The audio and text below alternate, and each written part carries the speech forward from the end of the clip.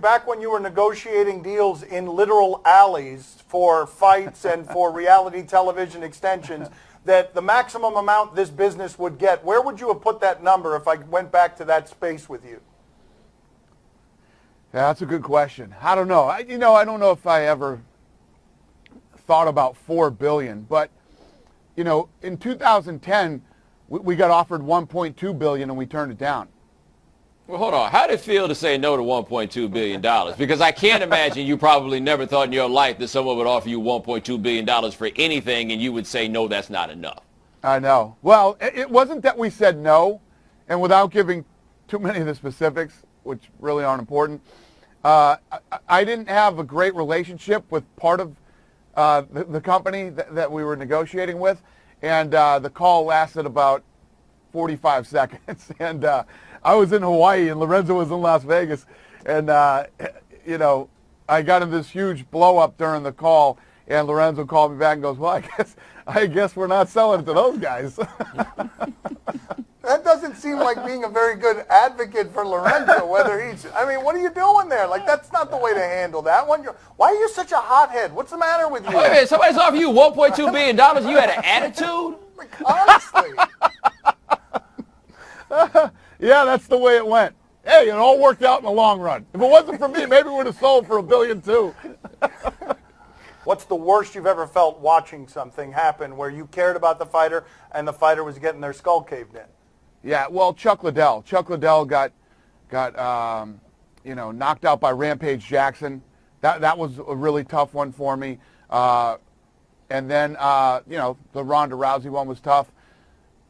It happens. There's people that you get close to, and when they lose, it's tough. It's one of those things. You got to be happy for the person who's won because it's such a great, achievement for them. Yet on the other side, when you personally care about somebody and you see them go down, it is tough to do. Well, does it work the other way? Because I imagine you might occasionally enjoy watching somebody get kicked in the face. That's a good question right there. Yeah, yes, it does. Yeah, it does. It definitely does. Well, no, but give us a time where you've really enjoyed somebody getting beat up. Well, off the top of my head, I don't know. But, yeah, listen, everybody knows there was a long history between me and Tito Ortiz. Yes, Tito.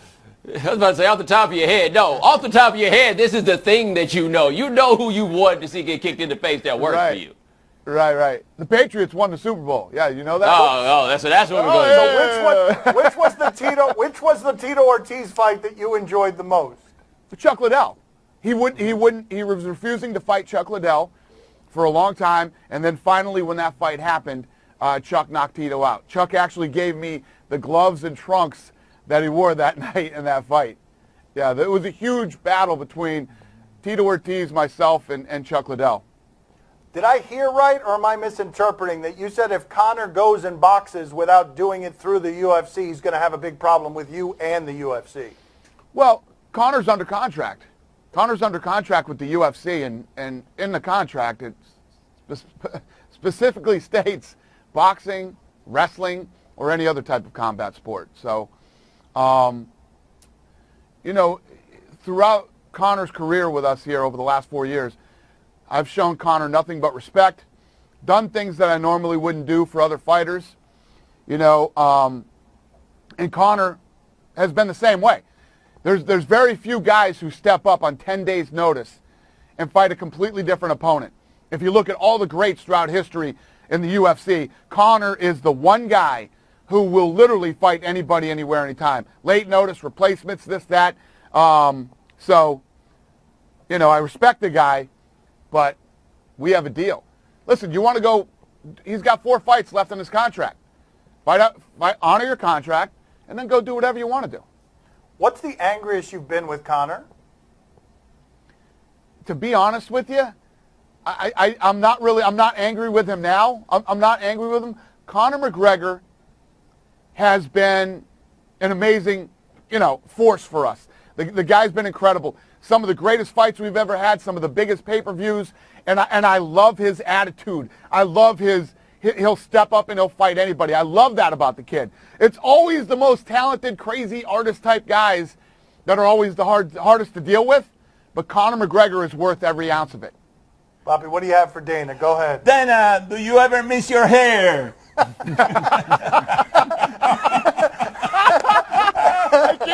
ask me that. We were just talking about this the other day. Somebody was asking me, if you could grow your hair back, would you? I was like, sure I would. I'd grow it back if I could. Yeah, so yes is the answer to his question. You do miss your hair. All right. Listen, if you need some, my son has a lot of hair in his back here. You can borrow some of it. Okay, very good. See you later, Dan. Not to be confused with the back of his head. There's not very much. Enough already. See you later. Later, Nice guys. talking to you. Nice talking to too. you. Gracias, Bye, Dana. Gracias. Potentially Conor McGregor fighting Floyd Mayweather. Are we closer to this thing? Last night, UFC President Dana White going on Conan O'Brien, saying that he now believes it's going to happen. He thinks this fight, this boxing match between McGregor and Mayweather is going to happen. He just doesn't see how it can't happen with all of the money that's involved. We've had a lot of different things to talk about along this road to this fight, whether or not it happens or not. Phil, what do you make of this most recent development? Well, Brett, I mean, it sounds, if you weren't in the MMA bubble, if you were to step back and see, okay, Floyd Mayweather has come out of retirement to fight Conor McGregor. He said that. He said those words. Dana White says he thinks the fight's going to happen. You would think we are materially closer to this fight happening. However, as you and I both know, the material obstacles for this fight still remain. Conor McGregor is still under contract with the UFC, so the UFC will be involved in any kind of negotiation to allow him to deviate from this contract and box against Floyd Mayweather, one of the greatest pound-for-pound boxers of our era, unbeaten, 49-0. Dana White will get a piece of the pie. Conor McGregor will get a big piece of the pie. Floyd Mayweather will get the biggest piece of the pie. But every guy wants a bigger piece than we think they'll ultimately get. So until they can figure out these percentage points, which is, I mean, we saw how long it took for Mayweather-Pacquiao to get figured out, and there were only really two parties involved there. Here you enter a third party in play. I mean, I guess we're closer because the only reason I believe that we're a little bit closer and that Dana is trying to move things along a little bit is because it is exactly what he said, that there's so much money involved that for these guys to walk away from this, they would be fools. But it's going to require three very proud individuals to have some humbling and take a step back and show some measure of compromise. That's where I think we may have some hurdles remaining. Yeah, well, the way I look at this is, here's the deal with McGregor and Mayweather. Everyone always wants to get so far ahead of themselves. You know, they're so excited about the potential of this, and it's such a unique thing that, you know, fans just want it now. They're like, all right, when is this happening? You know, and that just, it skips several steps, and there are a lot of steps involved. But I will say that I do feel, based on what Dana White said yesterday, that one of those steps, I wouldn't say has been cleared, but it's being addressed, and that is what is the UFC's involvement. Because for the last year, really, as we've spoken about this potential matchup and whether or not it could ever happen, my take has always been, well, where does the UFC fit into all of this? Mm-hmm. We know that Conor McGregor and Floyd Mayweather can fight each other, and it can produce an enormous amount of money. But how much money is the UFC getting for that? And how willing are they to lend their most popular star into a fight that they probably think he's going to lose, that they absolutely think he's going to lose? They know it, you know? So that was always my question. 2 months ago, Dana White was in Denver, Colorado, after a fight. I was there, watched him say this.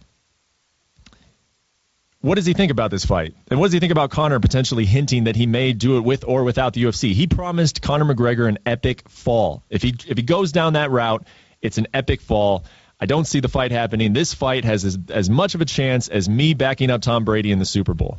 2 months later, he's sitting on Conan O'Brien saying that he thinks the fight is going to happen. That, to me, is development. That, to me, shows real, tangible evidence that conversations have taken place and that the UFC is willing to be on board with this if the circumstances are right. And that's where what you're saying comes in, Phil.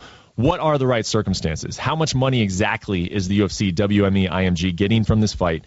Does that leave enough left over for Conor McGregor? A couple of weeks ago, we were talking about this when I got a quote from the Nevada State Athletic Commission. Anthony Marnell, chairman, told me that, you know, people are having conversations about this, but everybody wants $100 million. That's the magic number. Everybody's asking for $100 million. And when so many people start asking for $100 million, you just start to wonder, are there enough $100 million to go around for everybody? I think that's still going to be the question. I don't think this fight is coming together in June as you know, if you're not paying really super close attention, you may have seen some reports and thought that this fight was going to happen in June. I don't see that happening. Does it happen this year? I would still say probably not. I'm going to lean on no, but man, it's so much more feasible now than it ever has been, just based on what Dana White said publicly yesterday. Brett, the question I'll volley back to you is, you said this fight probably won't happen this year. I with you, am throwing June out. Conor McGregor, his girlfriend Dee Devlin, they're expecting their first child end of May. The last thing Conor's going to be doing is going through the biggest fight camp of his life. Again, we assume he's going to lose this fight, but could you imagine if somehow, some way, I won't even go there, you know what I'm saying, if somehow things were to go well or have a good showing. So we can throw out June, but this year, if this fight doesn't happen this year, does that mean he just sits and waits and doesn't have a UFC fight in 2017 and just vacates the lightweight belt with or without his accord?